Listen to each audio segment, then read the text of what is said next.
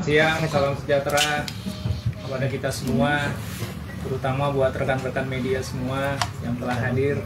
Satu hal pertama yang saya sampaikan, terima kasih dan mohon maaf apabila tempat yang ada di sekeliling kalian ini mungkin agak sedikit kecil atau bagaimana. Ini pertimbangannya betul-betul sebenarnya tadi mau selektif, tapi ternyata kita harus tetap memfasilitasi teman-teman media yang lain. Jadi hari ini saya dan tim kuasa hukum akan menyampaikan beberapa hal terkait dengan gugatan cerai dan hak asuh anak yang diajukan oleh pihak RY. Tengku Rian ini adalah public figure dan kebetulan sekali istrinya juga adalah public figure yang menjadi perhatian semua media. Jadi ada baiknya mungkin persoalan-persoalan yang menyangkut rumah tangga memang idealnya sih diselesaikan oleh pihak keluarga di internal sendiri. Tetapi terlepas daripada itu, Tengku Rian selaku suami tentunya setelah berupaya, saya pastikan telah berupaya dan terus-menerus coba berusaha untuk bisa berdamai, merangkul kembali, mengangkat kembali istri dan anaknya maksud saya. Terlepas daripada itu, keluarga baik dari pihak RY maupun dari pihak Tengku Rian juga telah melakukan beberapa cara untuk coba menengahi, memediasi, dan memang pada saatnya akhirnya keputusan adalah mereka berdua. Dan kalian juga tahu bahwa gugatan yang diajukan adalah dari pihak RY. Dan fix kami diminta oleh klien kami Tengku Rian untuk bisa menghadapi persoalan ini dengan sebaik-baiknya, dengan usaha bagaimana caranya agar tetap bisa bertahan dan rujuk kembali. Pernyataan ini perlu kami sampaikan karena di luar sepertinya disampaikan bahwasanya klien kami tidak ada usaha, tidak apa. Karena usaha-usaha yang dilakukan oleh Tengku Rian tidak akan bisa kelihatan terus oleh kita gitu loh, ya. Jadi itu yang perlu digarisbawahi. Kemudian terkait dengan soal-soal lain di beberapa media yang banyaknya istilahnya itu pendapat, kemudian komen dan hal-hal lain yang terkait itu, kami menyikapinya dengan bijaksana dan itu merupakan semua nasihat. Dan kami juga tidak bisa istilahnya mengkanter semuanya. Karena biar bagaimanapun juga Rian ini adalah sosok suami yang punya tanggung jawab terhadap istri dan anaknya. Dan ingat, usia perkawinan mereka itu baru 2 tahun. Sudah dikarunia anak yang alhamdulillah sehat walafiat. Dan sampai sekarang Rian pun juga berusaha terus bagaimana caranya keluarga ini tetap utuh. Isu-isu di luaran yang sebagai itu, ya nanti berkembang aja, silakan kalian tanyakan. Saya selaku kuasa hukum betul-betul fix akan memperjuangkan di meja pengadilan, tetapi di luar itu kami akan berusaha. Nah, ini pada kesempatan baik ini juga kami meminta, karena kami sudah datang, sudah tampil, mudah-mudahan dari pihak sebelah, apakah itu keluarga ataukah tim pengacara hukumnya juga dapat berkolaborasi dengan kami untuk tetap mengedepankan musyawarah dan mediasi sebelum tanggal 19 Februari yang akan datang. Jadi begitu ya rekan-rekan ya. Mungkin kita mulai aja tanya jawab ya, nggak usah panjang lebar. Saya juga berterima kasih sekali lagi kepada Aisyah, Ibrahim ya atas dukungannya. Jadi statement saya pertama tadi jelas ya, saya betul-betul difasilitasi, disupport, dan sekali lagi terima kasih. Mudah-mudahan ini bisa jadi jadi terus ya didukung oleh Pak Cucu untuk anggota-anggota lainnya gitu. Demikian mungkin untuk pembukaan ya, silakan ya. Terima kasih. Riannya nggak datang hari ini mungkin. Oh ya, baik. Jadi sampai dengan hari ini saya sebenarnya tetap mengusahakan Rian untuk datang, tetapi dengan pertimbangan, karena bukan saya saja yang didengar, tetapi juga dari manajer, dari keluarga, dan kebetulan hari ini ada syuting di Cipanas. Jadi Rian menyampaikan, Mas Dedi tolong sampaikan sama teman-teman media, salam, dan kita ketemu tanggal 19 Februari di pengadilan ya. Tetapi sebelum tanggal 19 kita lihat perkembangan ya. mudah-mudahan ada hal-hal yang memang patut kami harus sampaikan kepada teman-teman, pasti akan kita hubungi. Pak Dedi, ya. Mungkin langsung aja, Rian dan RY ini sudah lama pisah rumah itu kapan dan bertengkarnya sejak kapan sih? Karena kan melihat baru 2 tahun ini mereka berumah tangga ya, gimana Bang? Itulah kalau ditanyakan mengenai pertengkaran, kita tahu sendiri kalau di rumah tangga bertengkar sih biasa ya sebenarnya ya, kita maklumin ya, biasa. Saya sama teman-teman pengacara bertengkar ya ada biasa, habis itu baikan lagi. Jadi memang kalau umpamanya dibilang sudah lama bertengkarnya kapan apa segala macam, ya kita nggak bisa menetapkan waktunya kapan gitu. Tapi memang nggak pernah kelihatan mereka bertengkar secara benar-benar vulgar apa segala macam. Karena saya rasa saya tidak perlu menjelaskan sosoknya Rian itu seperti apa. Bukan laki-laki yang betul-betul gimana ya, emosian, temperamen atau apa gitu ya. Jadi dan satu hal lagi Mbak, kalau kapan meninggalkan rumah, ini memang salah satu upaya Rian sih. Upaya Rian untuk bisa mengerem, biar bisa area juga lebih nyaman mungkin di rumah, jadi dia mengalah dalam hal ini.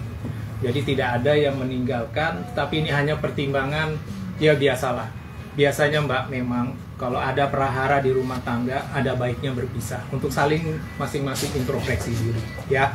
Tetapi setelah itu akan bersatu kembali. Nah, ini tinggal situasinya, dan jangan lupa keduanya adalah orang-orang yang sibuk gitu loh ya. Orang-orang yang sibuk itu mungkin. Tapi komunikasi Ricis dengan Rian masih baik apa seperti apa Bang sekarang? Sampai dengan tadi malam saya perhatikan di WhatsApp masih WhatsAppan mereka. Iya. Masih WhatsAppan. Kalau telepon mungkin tidak, mungkin telepon. Tapi WhatsAppan terus. Aku mau ajak Mona keluar, gimana? Kamu apa kabar? Gitu ya. Biasalah gitu. Ya memang sih tanggapannya sih agak sedikit ini ya. Menurut saya sih ya biasa aja lah gitu loh. Kalau kita kan sama istri sama anu kan, sayang di mana gitu ya kan. Ya itu hal-hal itu mungkin belum lah. Perlu waktu buat mereka berdua. Berarti masih serumah ya Bang? Terkait yang lagi happening sekarang yang nafkah batin itu seperti apa sih Bang, yang pernyataan dari kakak iparnya sendiri? Oh itu ya. Nafkah batin ya, 2 tahun nafkah batin. Mona umurnya berapa sekarang ya? Setahun setengah ya. Ya kalau nafkah batin inilah saya itu mesti hati-hati nanggepin apa nama yang di luaran ini, dianggurin setelah melahirkan ya. Nah itu tuh mesti hati-hati kita. Khawatirnya itu bukan dari apa namanya hati yang paling dalam oleh RY. Jadi kata saya menasihatin Rian untuk lebih bijaksana menanggapi itu. Artinya kamu pun juga harusnya bisa wise, bisa bijaksana, bisa mengajak lebih pelan mungkin. Ya, Area mungkin belum siap, mungkin untuk di ini makanya bicara seperti itu kan mungkin juga itu kode atau tanda-tanda gitu loh. Jadi yang jelas klien saya Rian menyatakan tidak benar bahwanya dianggurin. Karena kalau lihat dari jejak digital banyak sekali kebersamaan mereka yang perlu kita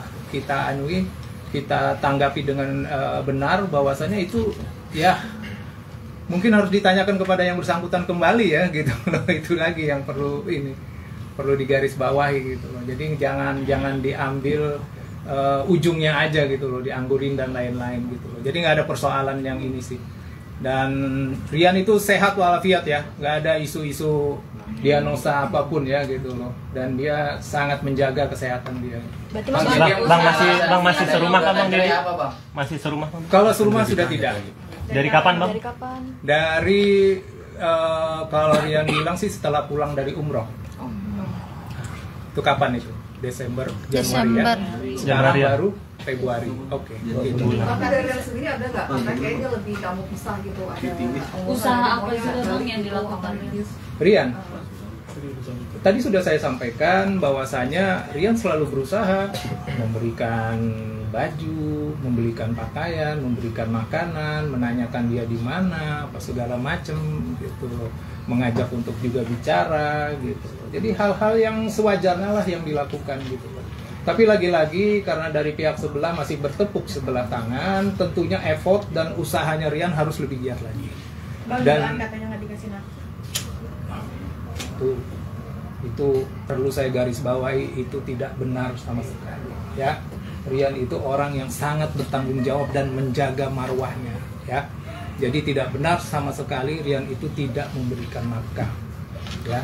Sampai dengan saat ini baik rumah, ada 2 rumah malah yang dibeli saat ini itu semua artinya hasil bersama gitu loh, sama-sama dibangun gitu.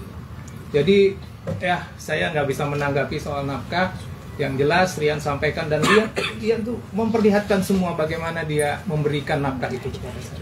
Tapi ini cukuplah untuk konsumsi nanti di dalam ruang pengadilan gitu. Bang, ada indikasi soal mana yang masih kecil jika ada perpisahan gitu. Curhat gak sama abang gitu. Kan apalagi anaknya masih kecil kan mana. Curhat. Baik Rian maupun RY tidak ada mempersoalkan mengenai Mona harus ikut siapa dan bagaimana, karena ini adalah pengasuhan bersama. Walaupun secara kumulasi di dalam surat gugatan diminta oleh RY untuk hak asuhnya, tapi itu biasalah, itu biasa. Dan sampai sekarang akses Rian untuk bertemu, untuk bisa membawa Mona keluar dan segala macam itu tidak pernah dibatasi oleh. Walaupun, nah ini mungkin yang sedikit kita sayangkan, semua izin dan apa-apa tuh nggak bisa langsung ke RY, selalu lewat manajernya. Tapi it's okay, itu bukan satu problem. Yang penting Rian masih bisa bersama-sama dengan anaknya yang tertimpa, dan itu kita syukurin semua gitu ya. Bang, isu orang ketiga itu benar nggak Bang? Gimana Bang? Dikasih orang ketiga. Orang ketiga, orang Siapa yang punya orang ketiga? Hah? Ayo. Ikut campur keluarga Bang mungkin. Udah satu-satu dulu.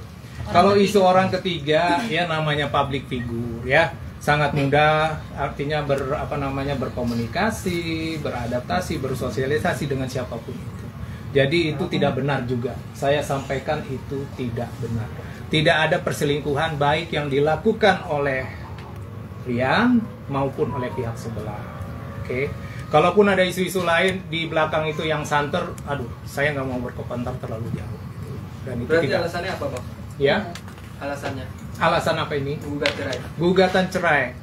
Humas sudah menyampaikan memang secara global itu adalah masih mengambang-ngambang lah. Tapi ini memang salah satu strategi ayah daripada Rian, dan beliau juga banyak bercerita bagaimana beliau menempatkan diri beliau, dan seperti biasa orang Aceh, orang yang sangat santun dan hormat, tahu adab ya.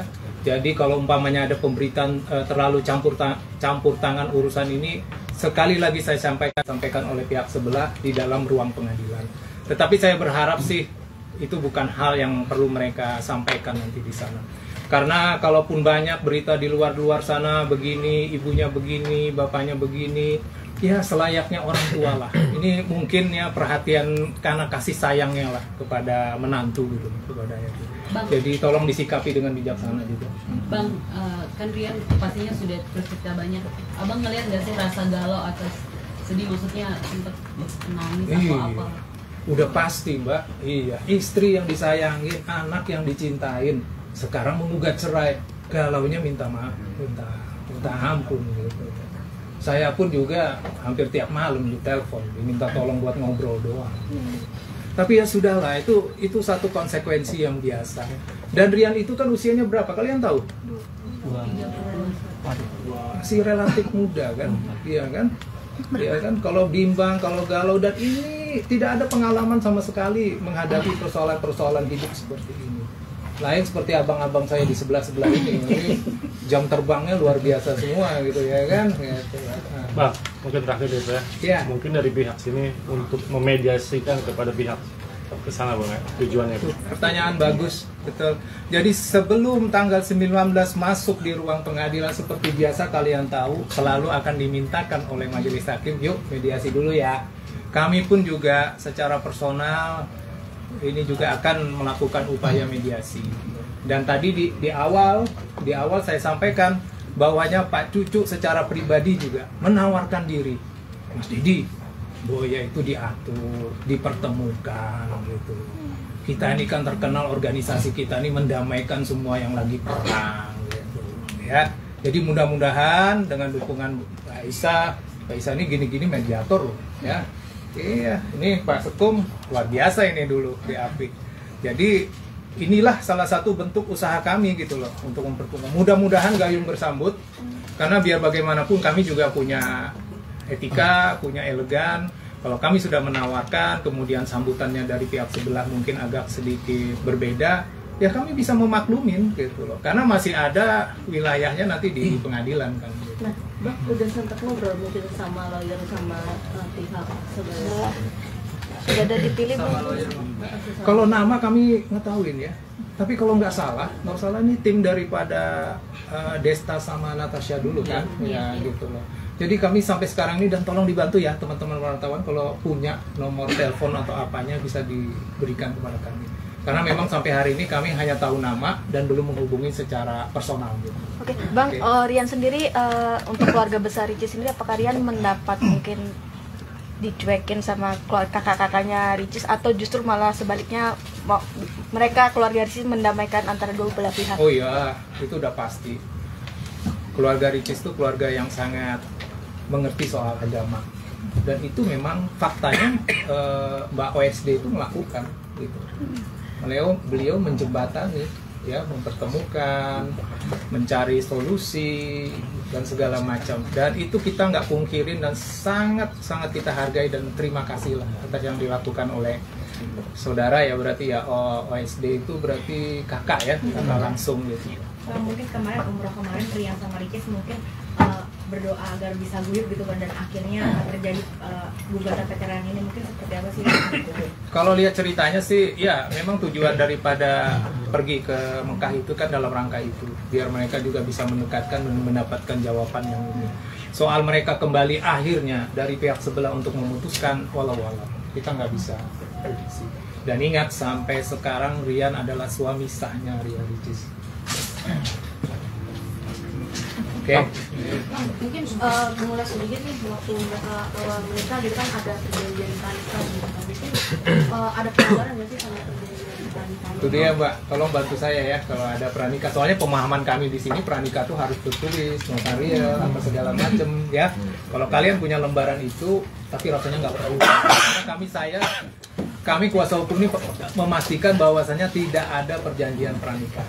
Oke, jadi jangan di anu-anu ya. Kalau pranikahnya janjinya akan pulang ke kampung apa segala macam, itu semuanya lisan disampaikan. Oke. Bang, mungkin ada kekecewaan nggak sih Bang, mungkin dari Rian karena masalah rumah tangganya tadi, masalah anak batin itu tersebar gitu. Ada kan orang kakaknya sendiri, ya, kakak ipar, ini kan kakak ipar sendiri. Rian ada kecewa atau gimana sih Bang, kalau Bang pribadi? Saya sangat respect dan menghormati pendapat dari kakak iparnya Rian ya. Siapa ini namanya? Oke ya kalau nggak salah ya. Tapi lagi-lagi saya nggak mau terlalu ini.